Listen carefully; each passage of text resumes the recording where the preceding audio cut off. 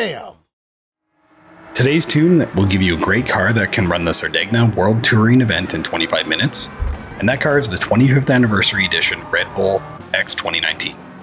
That means you can pick up a free car that'll generate you over 1.7 million credits an hour. This car is great for any player, but specifically for people new to GT7. You'll be picking up a top tier car regardless of your menu progress or your collector level. The stock car is $3 million in the brand dealership, but to claim your Red Bull 2019 25th anniversary, just log into GT7 between November 24th and January 3rd and click on the Gran Turismo 25th anniversary banner on the top right of the world map. I will note that Sardegna is unlocked after menu 39, so for any new players, just keep knocking off the menus and you'll have a great moneymaker waiting for you in your garage when you're ready. I'm going to keep this video shorter than normal and just talk about how to detune the car to get it to the 800 performance points threshold. I'll cover off the race strategy as well, but overall just want to make sure everyone takes advantage of this free offer as part of the 1.26 update. The GT7 devs love to adjust tuning mechanics in-game, so be sure to check the pinned comments below for any updates if you're watching this after January. I'll note any changes to the tune to keep it viable. Finally, if you do happen to miss out on the free version of this car, don't stress out, you still have another opportunity to get it. You can get a nearly identical car from golding all of the S licenses, which I'd recommend for any player anyways. It's the exact same car, it just doesn't have the custom anniversary livery. So let's get into the tune and talk about how to adjust this thing to 800 performance points. We're going to be adjusting the aero, the handling, the LSD, and dialing back the engine output. For performance parts, you just need to add racing tires and a fully customized manual transmission. Then adjust the following parts. You should see them highlighted on screen now. We're going to move the rear anti-roll bar to 6. Rear natural frequency goes to 4.05. Adjust front and rear camber to 3.0 and 2.2 respectively.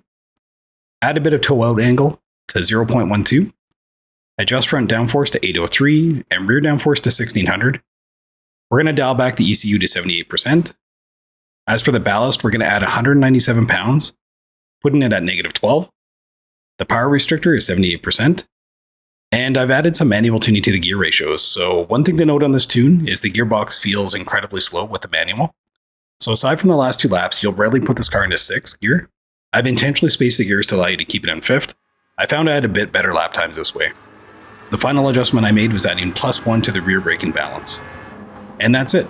That'll give you a car just under 800 performance points levels. So just a few tips. If you have a different performance rating, 1, just check that you've got the right transmission. Make sure you put in the manual from GT Auto. And if that doesn't work, just a reminder to check the pinned comments below for any updates after 1.26. So for the race strategy, set your fuel mapping to 5, then drive through the first half of the race. Push as long as you can before hitting the pits due to low fuel. There's really no need to short shift with this car, so when you pit, change your tires and keep your fuel mapping set to 5.